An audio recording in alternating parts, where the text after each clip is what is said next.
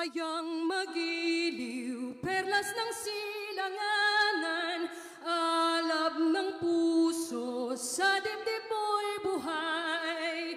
Lupang hinirang, duyan ka ng magiting sa manlulupig. Di ka pa sisiil sa dagat at bundok, sa simoy at sa langit mong baghaw. May dilagang tula at awit sa paglayang minamahal. Ang kislap ng watawat mo'y tagumpay na nagniningning. Ang bituin at araw niya kailan pa may di magdidilim. Lupa ng araw na luwalhatit magsinta, buhay ay langit sa piling mo. Aming ligaya ng pag may mga api, ang mamatay ng dahil sa'yo. Gandang gabi sa inyong lahat. Ako si Veronica Kitty Duterte, bunsong anak ni Pangulong Rodrigo Roa Duterte. Unang-una, nagpapasalamat ako kay Tito Rodante Marcoleta sa pag-imbita sa akin at sa mama ko ngayong gabi. Pasensya na po at medyo natagalan kami dahil may klase po ako buong araw kanina. Ang Mama Hanilet ko rin po pala ay taga rito sa Bulacan. Ako ay isang 21-year-old college student lamang at ayaw ko sanang makisali sa politika. Pero nang dahil sa pagkidnap at pag-abuso nila sa tatay ko, nandito ako ngayon para ipaglaban hindi lamang ang pamilya ko, kundi ang bansang Pilipinas.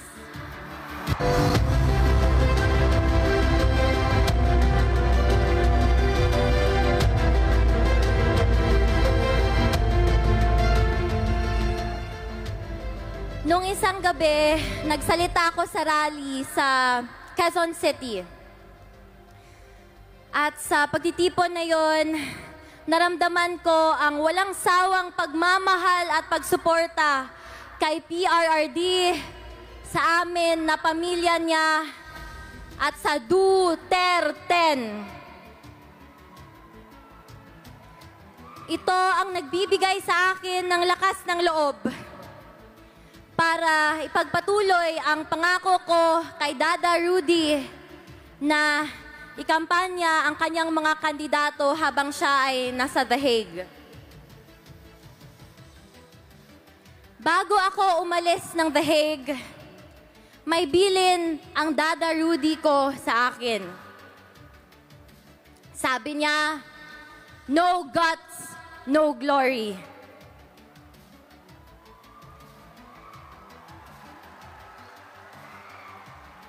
Sa mga kababayan ko, sa kapwa kabataan, bumoto tayo ng tama dahil dito nakasalalay ang kinabukasan nating lahat.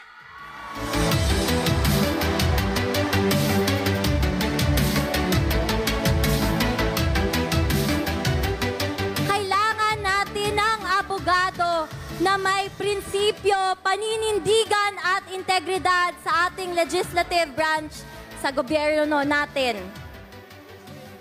Tito Rodante Marcoleta, my senator. Number 38 sa balota.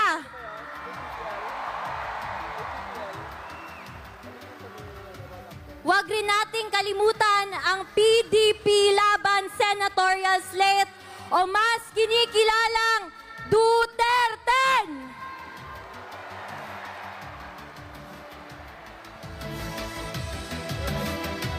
Iaabot ko muli ang mensahe ni Tatay Digong sa bawat Pilipino.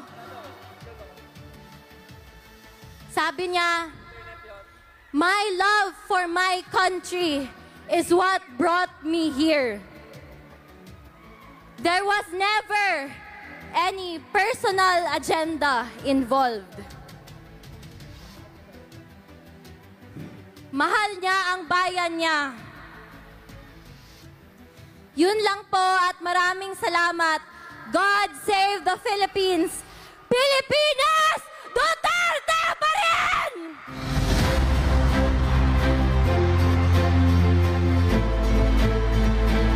INC!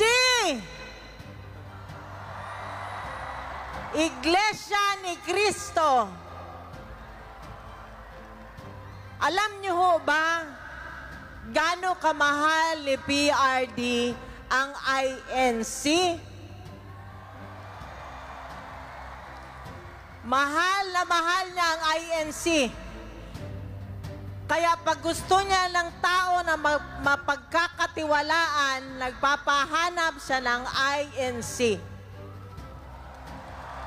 Totoo yan, ma'am, sir. Totoo talaga yan. In fact, nung kinidnap siya, ang kasama namin na masahista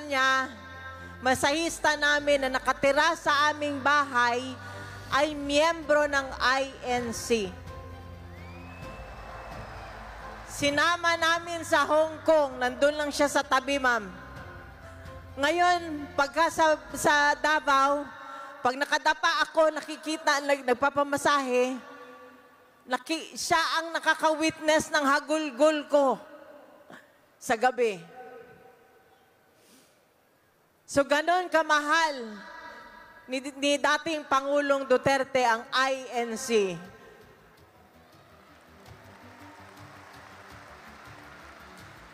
At sa simula pa lang, ma'am, sir, ng kanyang political career, alam yan ng inyong pinakapinuno dito kung ganon niya sinuportahan si former mayor noon.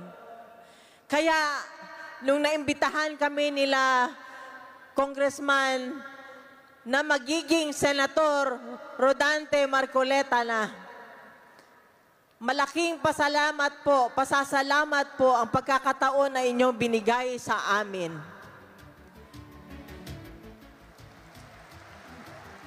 Maraming salamat sa pagmamahal na inyong binibigay sa amin, lalong-lalo na po kay Pangulong Duterte. Alam niyo po sa puso, hindi po ako marunong magsinungaling eh. Ayoko pong magbitbit ng bangko, ayoko pong magyabang. Pero alam niyo po, minahal niya po kayo. Mas minahal pa nga niya ang Pilipino, ang Pilipinas, kesa sa amin na pamilya niya. Alam niyo ho yan. Tuwing sinasabihan niya, nung presidente siya, di ba, sinasabihan niya ang mga korap, ang mga terorista, ang mga drug lord. Di ba, ma'am, sinasabihan niya, tinatakot niya, napapalundag ako sa kinauupuan ko. Kasi sinasabi niya yon, umalis kayo. Di ba, tinatakot niya ganyan. Napapalundag kasi ako kasi ang iniisip ko yung anak ko na minor pa noon, 12 anyos lang. Hindi niya inisip na balikan kami, balikan yung pamilya niya, pero inuna niya na masiguro niya na ang bawat Pilipino hindi nasasaksak sa kalye, hindi na hold up sa kalye, ang taxi driver hindi nagugurgur ang liig sa likod. Yun ang inuna niya, ma'am. Sinigurado niya ang bawat pamilya na ang magulang walang anak na adik at ang magulang ng bawat pamilya ay nakakatulog. Alam ko yan kasi kapitbahay namin doon sa Davao City. Dati siyang teacher ni Congressman Pulong. Humingi siya ng tulong. Sabi niya, Rod, tulungan mo kami, hindi kami makatulog sa gabi, yung anak nila adik. Silang dalawa mag-asawa, nag-aaway pag pinagalitan yung anak. So kaya ganun ho ang pagmamahal na ginawa ni Rodrigo Duterte sa inyo. Sinigurado niya na yung pera ng bansa napunta doon sa ospital, sa PGH. Sinigurado niya yung Malasakit Center dahil alam niya, nung mayor pa siya, ang bawat Pilipino pag nagkasakit, ang isa sa miyembro ng pamilya, nauubos ang pera. Kaya alam niya po ang dinaranas ng bawat Pilipino na nagkakasakit o nauospital. Di ba ma'am, kaya nilagay niya yung Malasakit Center. Kaya kanina lang, ma'am, may schedule kasi kami papunta rito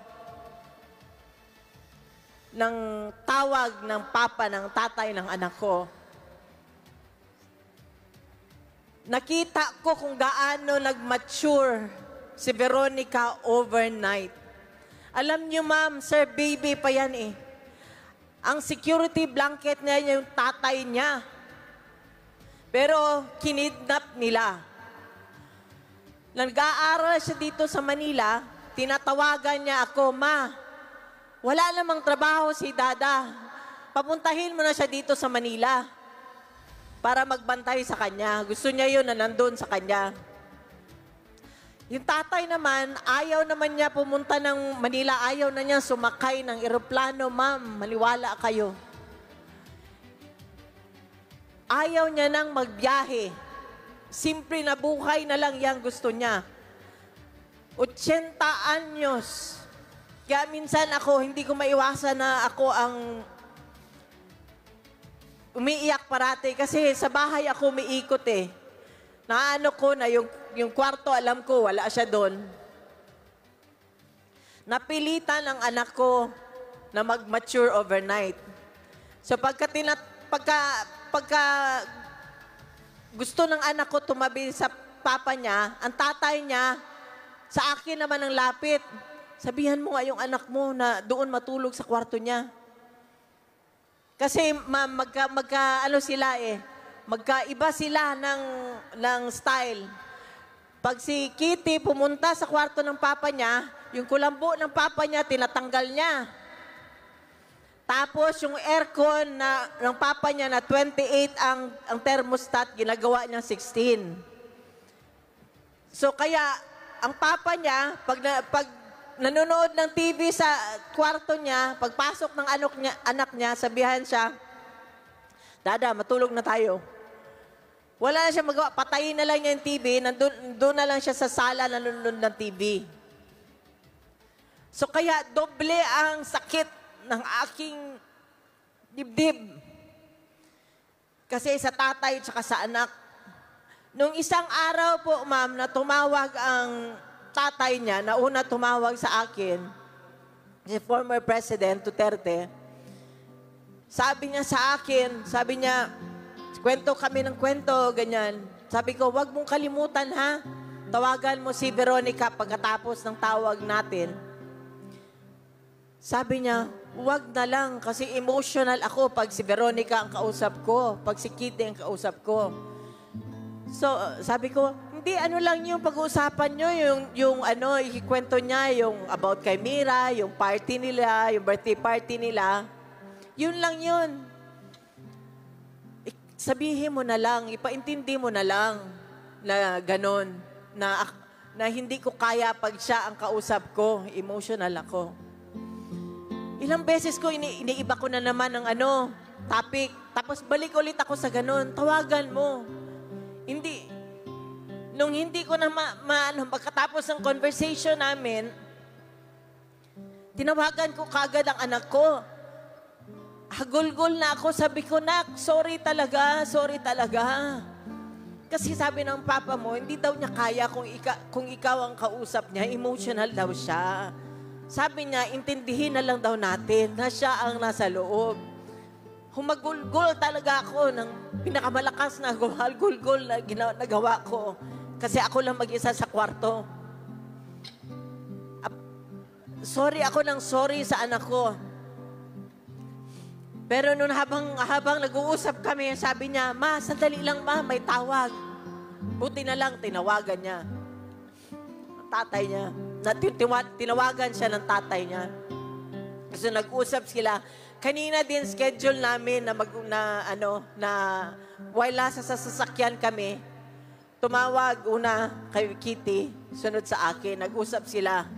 Sinabihan siya, mag-aral ka. Kinwento ni Kitty yung kanyang, yung nandun siya sa rally, ginagawa daw niya para sa kanya.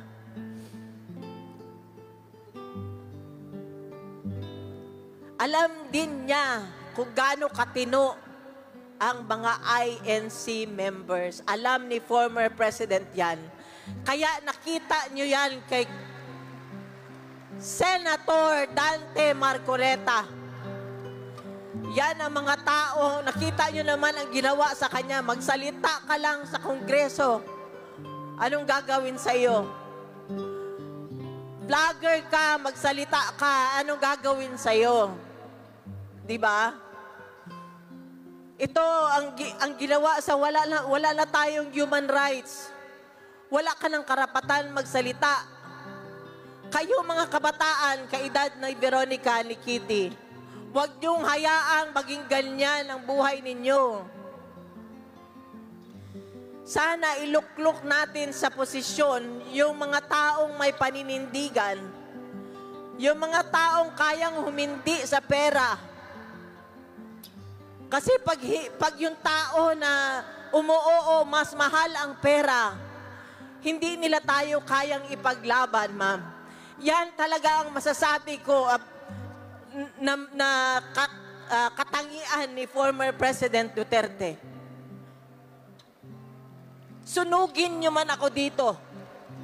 Masasabi ko sa inyo na hindi siya kayang bayaran para mapaboran ang isang tao o maging matake advantage ang gobyerno. Nakita ko yan nung nagtatrabaho siya.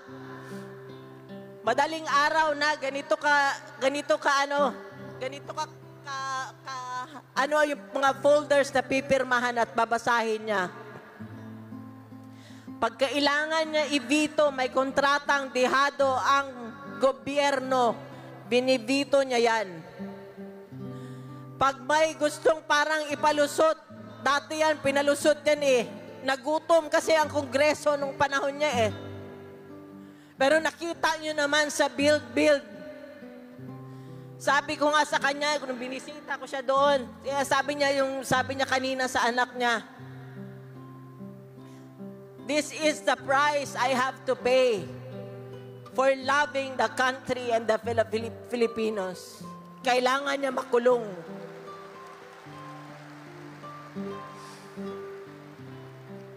Mahirap ho magluklok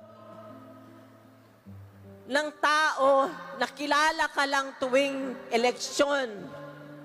Sana Pilipino at mga kabataan, isa-isip ninyo, ito sa puso. Yung mga taong lumalabas na lang, nakikita na lang ninyo tumatakbo tuwing eleksyon.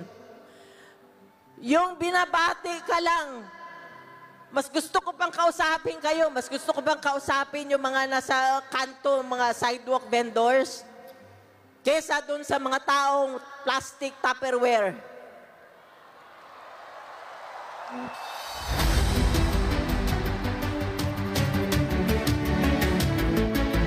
Kasi ipagkanuno na, ma'am, pera na lang, puro na lang pansarili ang kanilang iniisip. Wala nang iniisip na para kapakanan natin.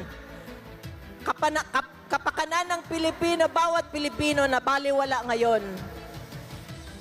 Yan ang namimiss natin dati kay Pangulong Duterte. Inuna niya ang Pilipinas, hinulinga niya kami na pamilya niya. At alam niya ng anak ko, naaawang-awa ako kasi sa 6 years na 12 to yung years na yan, 12 to 19, 18 siya, 20, na dapat nandyan ang tatay niya, naging presidente, na wala lang time sa kanya, Ngayon na dapat, nasa kanya na dapat, yun na lang sanang hiling ko ibalik nyo na lang, miski awa na lang, para sa 80 anyos. Ibalik nyo lang siya, miski na hindi na sa Pilipino, kasi meron kayong lahat, miski sa anak ko na lang. Kaya pakiusap ko sa inyo lahat, lalo na sa susunod na henerasyon, tulungan ninyo ang ating bansa. Hindi na tayo pwede na tumahimik na lang. Hindi na tayo na hindi pwede magsalita, na umuo na lang, kahit na ginagago tayo, kahit na ninanakawan tayo.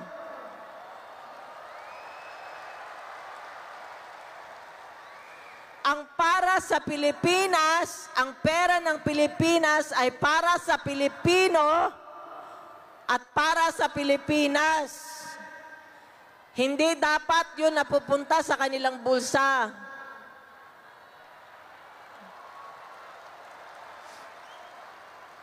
Huwag nyo hayaan, ma'am, ibigay sa kanila ang sagrado ninyong boto, ma'am at sir. Bantayan natin ang boto natin. Ibigay natin ang magandang kinabukasan sa mga anak natin at sa magiging mga anak nila. Ayaw ko man magsalita, ayaw ko man humarap sa mga tao, napipilitan din ako. Kasi ma'am, kinulong na nila, kinidnap na nila, pero hinaharas kami nila sa Davao. Bago ako lumipad dito, hindi kami pinapatulog ng lawyer sa bahay namin. Alam nyo ba yan? Haras kami. Haras kami sa Davao. Maya't maya, may pinapalabas sila kung anong impormasyon na papasukin nila ang bahay namin. Kaya hanggang ngayon, gusto ko magpasalamat sa lahat ng mga tao na nagbabantay sa bahay namin hanggang ngayon. Gusto ko magpasalamat sa lahat ng Pilipino, ma'am at sir, na dumadalaw sa Hague, araw-araw, bas-bas. Hindi lang bumalik ng 1 beses, 2 beses, 3 beses. Nagbiyahe ng 27 hours. Maraming salamat sa inyo. Alam ko, naramdam ko ang pagmamahal ninyo. Kasi hindi nyo gagawin yan kung hindi nyo mahal ang dating presidente.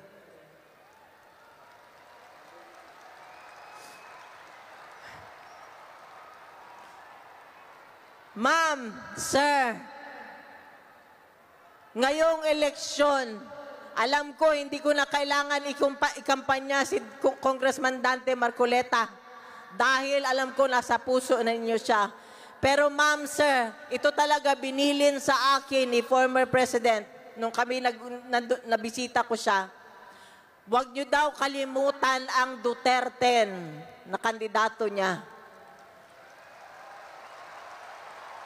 Sabihin ko sa inyo yan, ma'am, yung lahat ng mga nandyan, kasama namin noong before 2016. Nung nawala sa pwesto si former President, hindi kami iniwan. Yan yung totoong tao. Ganun yung hanapin nyo, ma'am.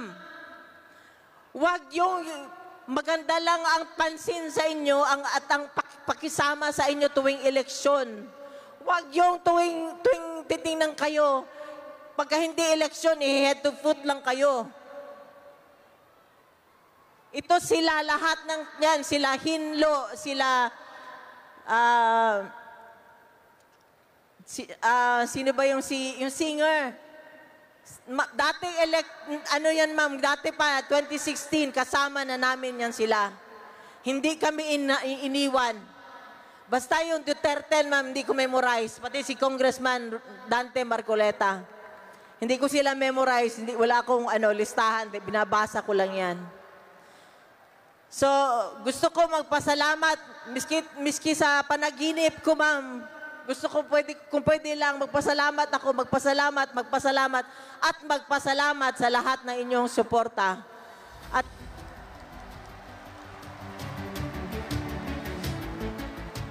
Sabi nga pala kanina, bago ko makalimutan, alam mo, umiiyak yung anak ko. Kasi,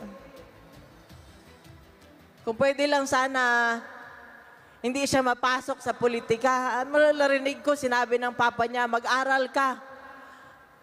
At sumunod ka rin sa yapak ko, sabi ng papa niya. So, kailangan ko rin ba ang lahat ng panalangin ninyo para bigyan siya ng lakas si former president na habang nandun siya sa loob. Pero, amazing ang Panginoon talaga, ma'am. Amazing. Ginagawa niya, doon kayo magugulat. Sinabi ko nga sa kanya, alam mo ba, mas popular ka ngayon kaysa nung presidente ka. Worldwide ka na ngayon, hindi ka lang pang Pilipinas.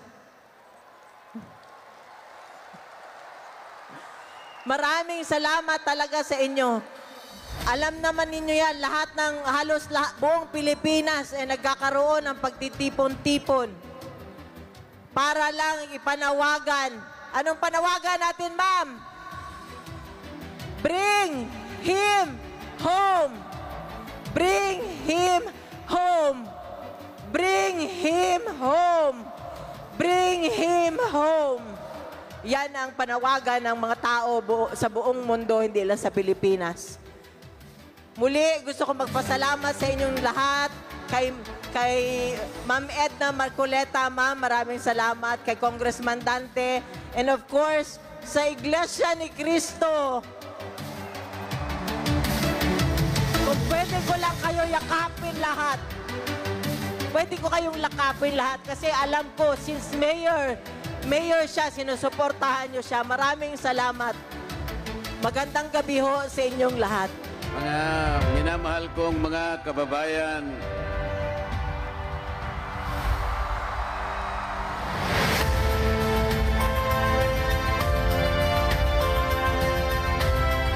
walang sapat na salita ang pwede kong bigkasin upang ihatid ko sa inyo ang taus-pusong pagtanaw ng utang na loob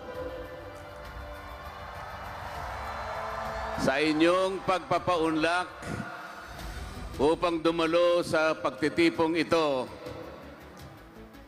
Sa makasaysayang pagtitipong ito na alam ko pong hinintay ninyong lahat. Ito po ang meeting de avance ni Marcoleta.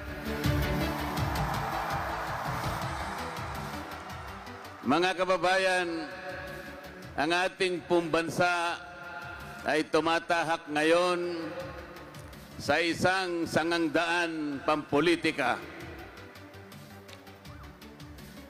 Ang ating pong rule of law at ang due process of law ay nakokompromiso na at hindi na po umiiral sa maraming pagkakataon. Marahil naaalala pa ninyo sa umpisa ng taong ito, halos 4 na buwan nang nakararaan, isang malaking bahagi ng ating sambayanan ang gumawa ng isang tahimik na pagkilos upang hilingin sa ating mga namiminuno na hanapin natin ang pagkakaisa at ang kapayapaan sa ating bansa. Ang malaking bahagi ng pagkilos na yon ay nagpahayag ng kanilang saloobin na napakalaki ng problemang hinaharap ng ating bansa. At ipinakiusap nila, isanatinig ang adhikain ng maraming Pilipino na huwag na sanang ituloy ang impeachment sapagkat ito ay magbubunga lamang ng pagkahabahagi ng ating mga mamamayan at ng ating mga pinuno.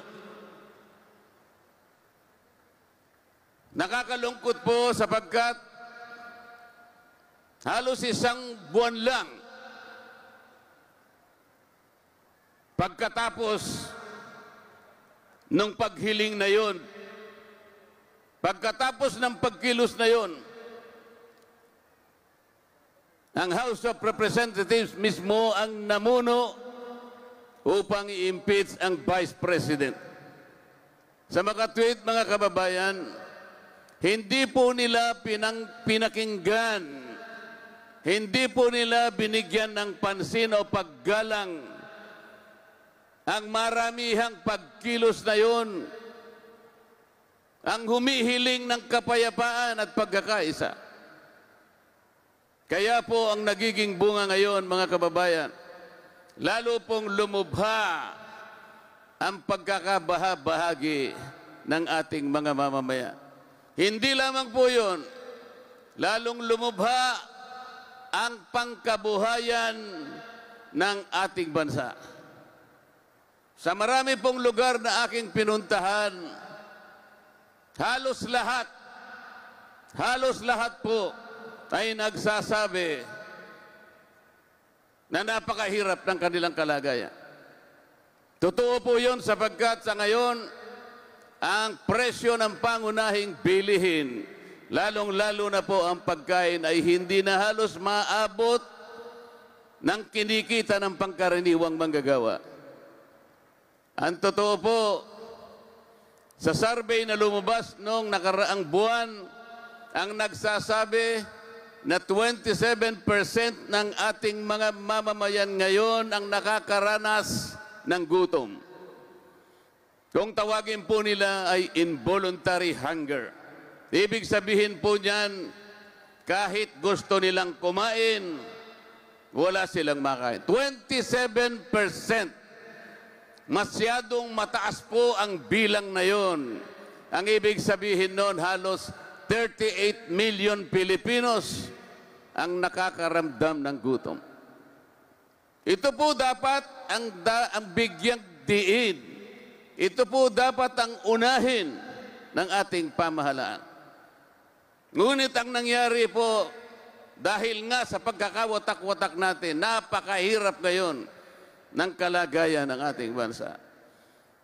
Ang ating pong national debt ngayon ay umabot na ng 16 na trilyong piso. Napakahirap pong kalagayan yan para sa isang bansang katulad ng Pilipinas. Nagahari pa rin ang corruption ngayon. Dahil nga po sa hindi pag-iral sa maraming pagkakataon ng rule of law at ng due process. Paano natin mapapalakas po ngayon yung ating law enforcement? Paano po ngayon yung monitoring? Paano po ngayon yung oversight function na sana'y nababantayan ang pagpapatupad ng maraming batas sa ating bansa? Wala na po. Halos 30% po ng pera ng kabangbayan ang pumupunta sa bulsa ng iilan. Ganito na po ang kaawa-awang kalagayan ng ating mamamayan ngayon. Nasasakripisyo po ngayon, pati po yung serbisyong pampubliko, yung edukasyon po ay sumadsad na ang kalidad ng edukasyon. Pati ang ating public safety, pati ang public health ay naharap sa isang napakalaking problema dahil po sa corruption. Ang ginagawa po ngayon ng mga pinuno ng ating bayan, siguro po kayo ay mga witnesses na rin. Kayo pong nakakakita kung anong ginagawa nila. Nagbibigay na lamang sila ng ayuda. 5 klase po ngayon ang ayuda na ibinibigay sa mga kababayan natin. 5 klase po. Ang una po yung 4Ps. Sinundan po yun ng MAIP, sinundan pa ng AIX, ng TUPAD, at ng AKAP. Alam po ba ninyo kapag susumahin natin ang halaga ng 5 klase ng ayuda na ito na pinamimigay sa ating mga mamamayan, ito po ay aabot ng mahigit 194 billion pesos. Malaking halaga.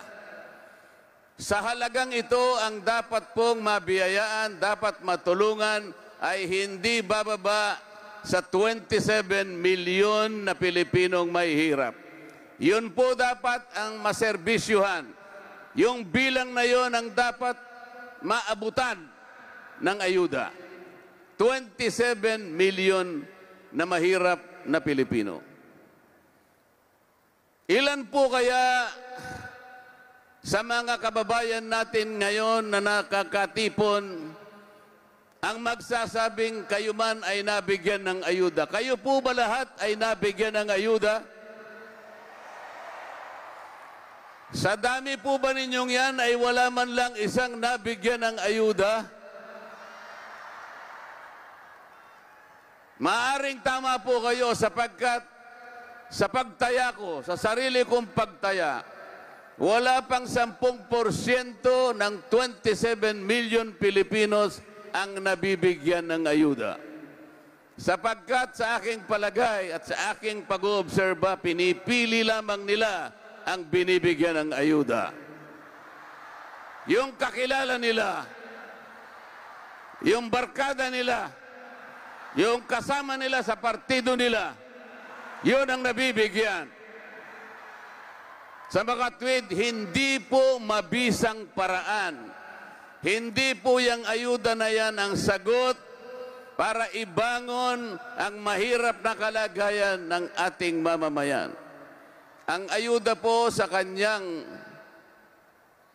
natural na kalagayan ay pantulong lang talaga sa mga emergencies. May nasunugan, may nabaha, may nabagyuhan.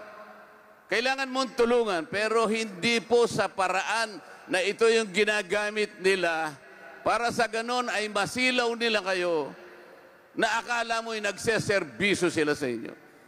Ang binibigay po nila ay magpapasaya lamang sa inyo sa loob ng isang araw. Kung halimbawa tumatakbong senador, magbibigay sila ng ayuda, magiging masaya lang kayo sa loob ng isang araw. Paano yung napakaraming araw sa loob ng isang taon na iuupo nila bilang senador? Anong magiging kalagayan ninyo? Magkano na po ba ngayon ang isang kilo ng bigas? Hindi ba 20 pesos lang? Meron kasing nangako na ibababa niya sa 20 pesos ang bawat kilo ng bigas. Nangyari po ba yun? Nangyari po? Hindi po nangyari.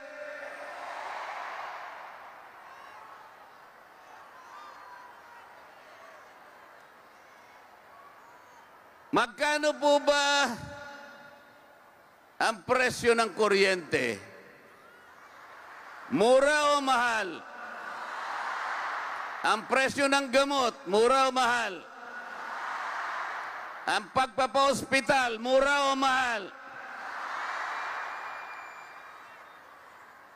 Alam po ninyo, yun po yung pinoproblema ko nung ako po'y kapapasok lang sa House of Representatives. Iniisip ko na po, binasa ko na po yung batas sa kuryente. Ang nakalagay po doon na pangunahing layunin, ibigay mo ang serbisyo ng kuryente sa lahat ng mamamayang Pilipino sa murang halaga. Yun po yung nakasulat. Yun po yung nakasulat sa batas. Bakit po pagkatapos ng 24 na taon, yung kabaligtaran po ang nangyari? Ang singil ng kuryente sa ating bansa ngayon ang pinakamataas sa buong Asya. Bakit ganun po ang nangyari? Dahil wala pong nagbabantay sa pagpapatupad ng mga batas. Mga batas na sana'y nakapagbigay ng benepisyo sa inyong lahat. Ganito na lamang po ang gawin natin.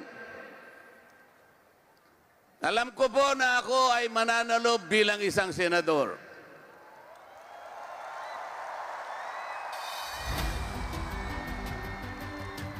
Kapag nandun na po tayo, kakausapin ko ang aking mga kasama at sa palagay ko naman ay papayag silang lahat. Kung hindi sila papayag, ay tatanungin ko sila. Kung hindi kayo papayag, o kayong mag-isip ng mas mabuti sa aking panukala. Kung wala kayong maisip na mas mabuti sa aking gagawin, huwag na kayong makipagdebate at wala naman kayong ilalaban.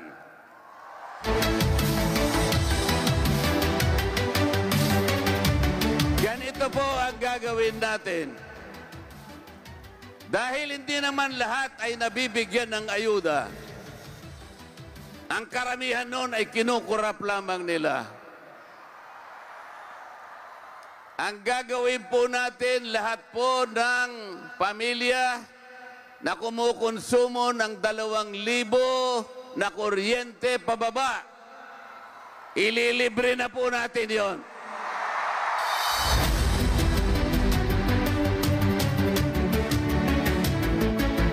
Pwede natin gawin yon sapagkat ang mabibiyayaan po ay 27 million Filipinos. Ibig sabihin, walang lamangan, pare-parehong mabibigyan. Walang korupsyon sapagkat dire-diretso yung pakikinabangan. Wala rin pong magpapapogi. Walang magpapasikat na akala mo sa kanilang bulsa galing yung pinamimigay. Hindi po.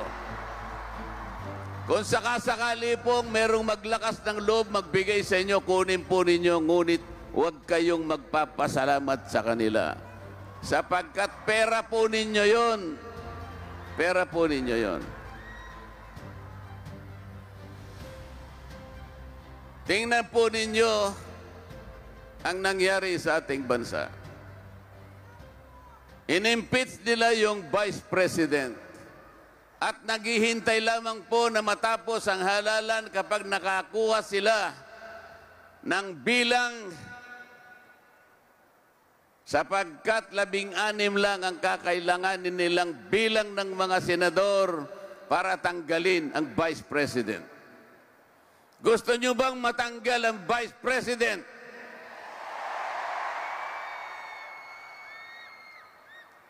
Ako rin po, ayaw kong matanggal ang Vice President.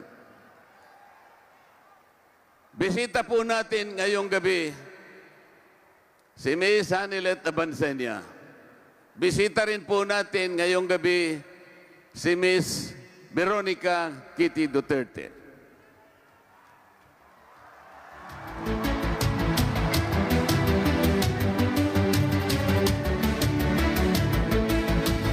Salamat po sa kanilang pagbisita sa ating meeting de avance. Hindi po tama ang gagawin nilang pagtanggal sa Vice President. Sapagkat ang ginawa po nila na proseso ay mali. Kailangan pong malaman ninyo ito. Para tanggalin ang Vice President, kailangan po makakita kayo ng ebidensya na magagamit natin na isinasaad na saligang batas. Ang ginawa po nila ay sinuri po nila yung tinatawag na confidential funds ng opisina ng Vice President. Sinabi ko na po sa kanila, hindi ganito ang paraan. Unang-una, ang House of Representatives po ay hindi Commission on Audit. Hindi po kami auditor. Wala po kaming mandato, wala po kaming otoridad na kami ang magsuri ng pagkakagasta ng budget ng isang ahensya ng gobyerno. Isa lamang po na opisina ang itinalaga ng saligang batas na magsuri, mag-audit ng pagkakagasta ng pera ng bayan. Ito po yung Commission on Audit. Mali po ang ginawa ng House of Representatives. Hindi po kami auditor. Pangalawa, bakit po sa dinami-dami ng mga opisina ng pamahalaan na merong confidential funds. Mahigit pong 400 opisina ang binigyan ng confidential funds. At sila din ay sinusuri ng Commission on Audit.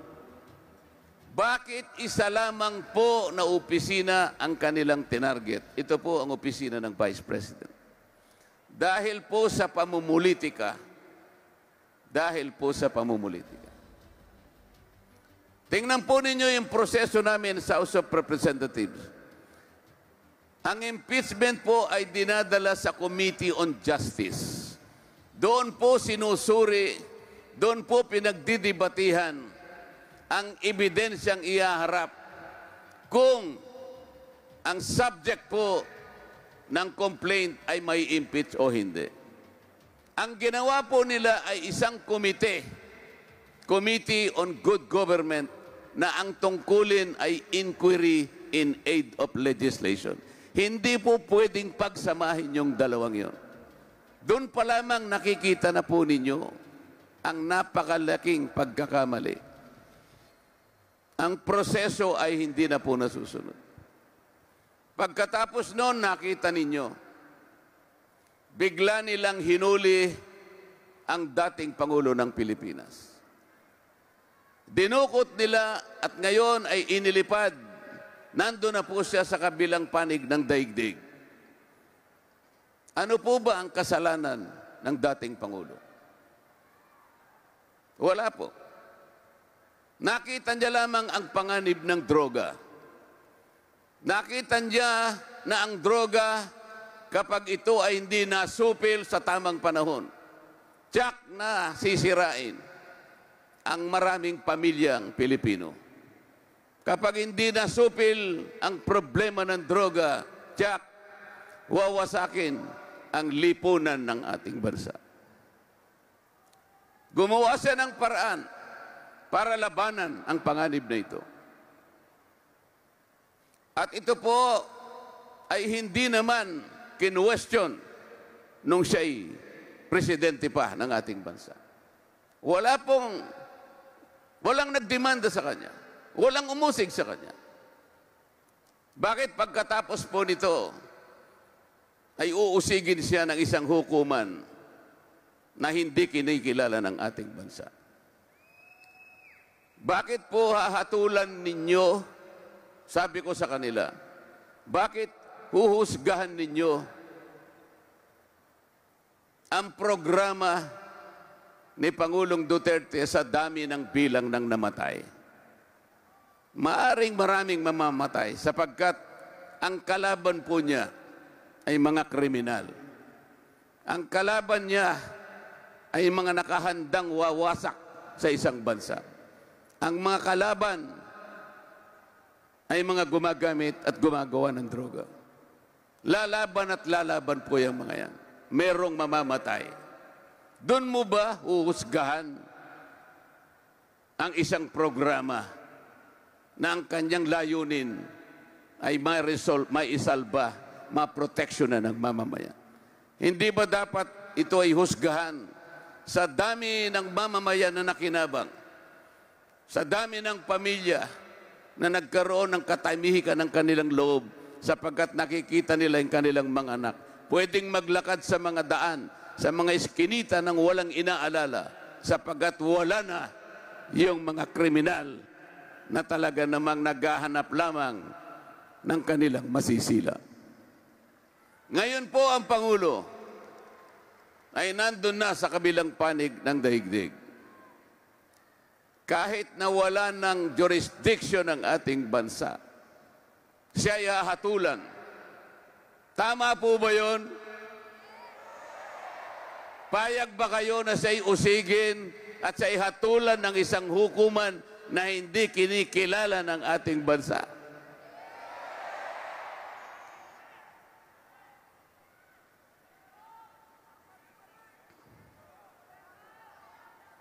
Pero magtanong po kayo sa mga senador na kumakandidato ngayon. Yung mga senador na nasa kabilang team. Nasubukan nyo na bang tinanong sila kung anong masasabi nila sa nangyayari sa ating bansa ngayon? Sinubukan nyo na bang tanungin sila kung sila'y payag sa pagkaka-impeach ng Vice President? Hindi po sila kikibo. Nasubukan nyo na ba silang tanungin kung anong masasabi nila sa pagkakahuli at pagkakadetini sa dating Pangulo? Hindi sila kikibo. Sapagkat wala silang sasabihin sa inyo. Para sa kanila ay parang walang nangyari.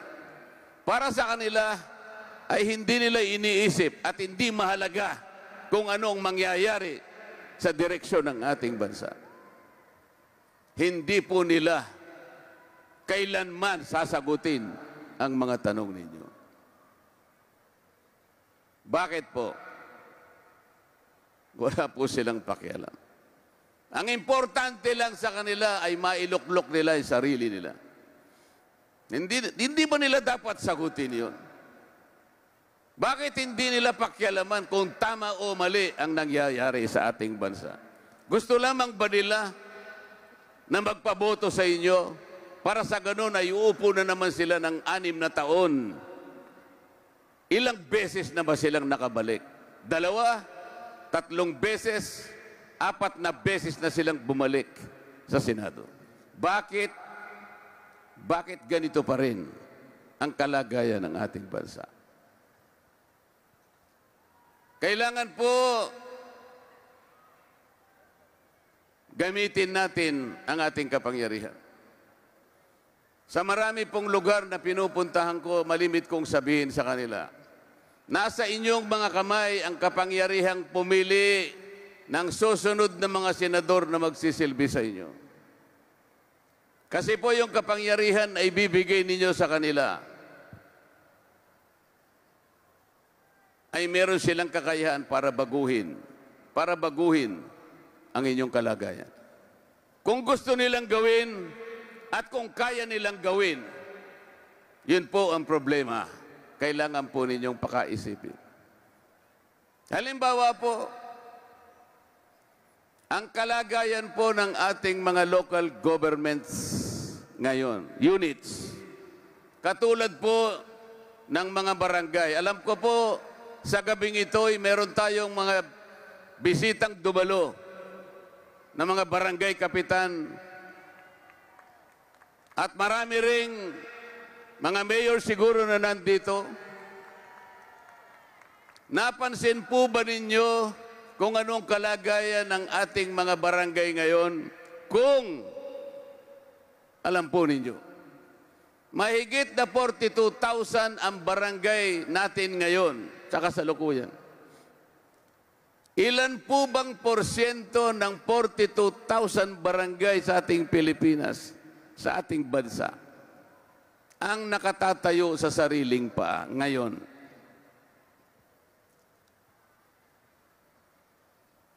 Lalong-lalo na po yung mga barangay na nasa 4th class and 5th class municipalities. Ilan po bang barangay out of 42,000 and more barangays ang nakatitindig sa sariling paa?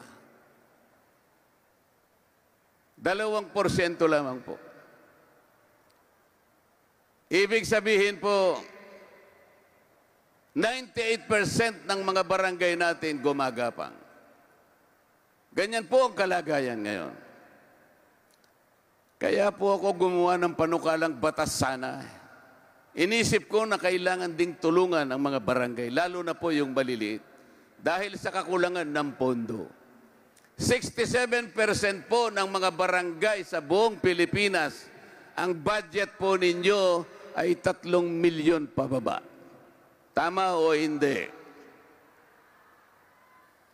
Sa 3 milyon na budget sa loob ng isang taon, paano po mabubuhay ang barangay? Kasi po nakadepende lang kayo sa IRA. Doon sana sa aking panukalang batas, inisip ko na makakalap tayo, makakuha tayo ng maraming pondo na panggasta ng maraming barangay. Ang problema po, hindi ko man lang nakuhang itaguyod ang panukalang batas sapagkat wala po silang gustong ibigay na panahon sa mga panukalang batas na magaganda at makakapagsilbi sa inyo. Ang binibigyan po nila ng pagkakataon, ang binibigyan nila ng maraming resources, halos araw-araw nakakapag-meeting, nakakapag-hearing, ay yung Quadcom. Puro Quadcom na lang po ang kanilang binigyan ng pagkakataon. Ganun po naging malungkot ang kalagayan ko itong mga huling panahon ng pagsisilbi ko sa House of Representatives. Lahat po ng gusto kong gawin, hindi ko magawa. Sapagkat ang gusto nilang gawin ay puro pamumulitika lang. Yung i-impeach ang Vice President at usigin ang dating Pangulo. Yung pong mga nakatakdang panukalang batas na magaganda sana at magagamit natin, hindi nila ko binibigyan ng pagkakataong maisulong lahat yung yun. Lalong-lalo na po ang tungkol sa pagbababa ng presyo at singil ng kuryente. Mga kababayan,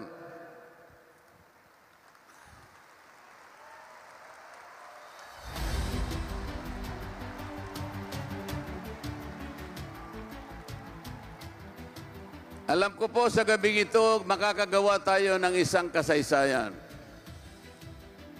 Sa dami po ninyo ngayon, ito na po yata ang pinakamaraming pagtitipo na nakita ko sa aking pagkakampanya.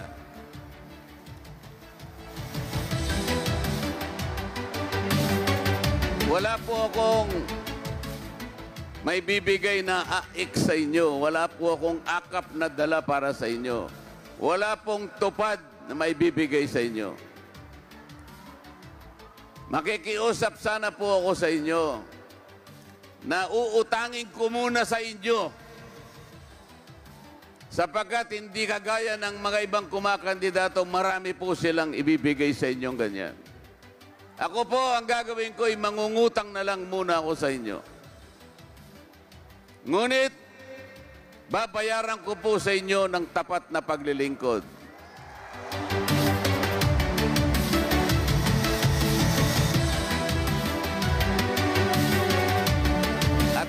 At dahil utang po, kailangan pong magbayad ng interest.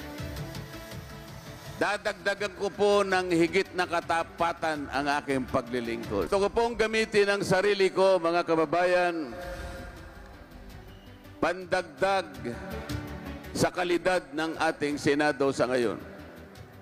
Sapagkat, alam naman po ninyo kung ano ang kalidad ng ating Senado ngayon. Iba-iba po ang sangkap. Kumbaga sa niluto, mga kababayan, pinagsama-sama po ninyong lahat. Ang sangkap, magkakaiba, magkakaibang sahog. Kayo po ang nagluto sa kanila. Pagkatapos ninyong mailuto ngayon, nagtataka yung ating mga kababayan, ano pong klaseng luto itong nailuto natin, na kung tawagin natin ay Senado. Kasi po kung nagluluto kayo ng kahit anong ulam, alam po ninyo kung anong pipiliin yung sahog. Kung gusto niyo magluto ng paksiw, alam po ninyo ang sahog na gagamitin ninyo. Kahit anong putahe ang iluto ninyo, alam ninyo kung anong gagamitin ninyong sangkap. Ngunit sa Senado po ngayon, magkakaiba po yung sangkap, magkakaiba ang sahog, niluto po natin sabay-sabay. Walang pangalan. Ang pangalan niya ay Senado. Lutong Senado. Sabi po nung anak ninyo, nung ihain na po ninyo sa hapag yung inyong niluto, nagtataka po yung mga anak ninyo. Nagtatanong po siya, ano po ba itong inihahain nyo sa amin? Hindi po namin kilala. Sasabihin pa po niya sa mga anak ninyo, mga anak, wag nyo nang itanong kung ano yung luto na yan. Basta pilitin ninyong kainin. Masarap po bang kainin ang isang bagay na niluto na hindi natin alam kung ano ang pangalan? Pero niluto po natin. Nandyan na po . Magluluto na naman tayo ngayon. Sa Mayo 12, may idadagdag na naman po tayo. Kailangan po maglagay kayo. Maglagay po kayo ng inyong mapagtitiwalaan. Kahit yung niluto ay hindi natin alam kung anong pangalan sapagkat magkakahalo at sapilit ang nailuto. Meron pa rin kayong mailalagay katulad ni Dante Marcoleta.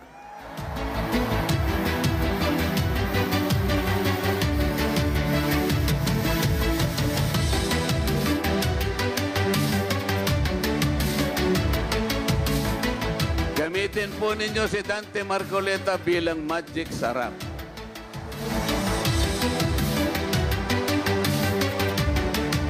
Kasi po, kahit hindi natin mapigura, kahit hindi po natin alam kung anong pangalan ng niluto, basta nilagyan ng magic sarap, magkakaroon po ng lasa. Tama po.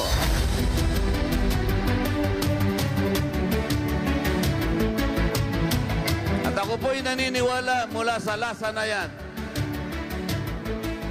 magkakaroon po tayo ng pag-asa.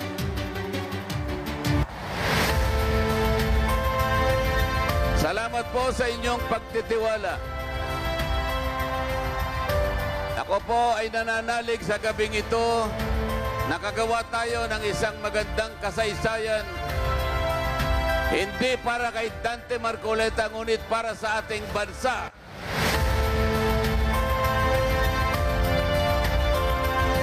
Marami po tayong itutuwid na pagkakamali. Marami po tayong i-resolbahin na problema ng ating bansa. Kailangan po niyong dalhin sa Senado si Dante Marcoleta. Ngunit, may pakikiusap lang po ako sa inyo.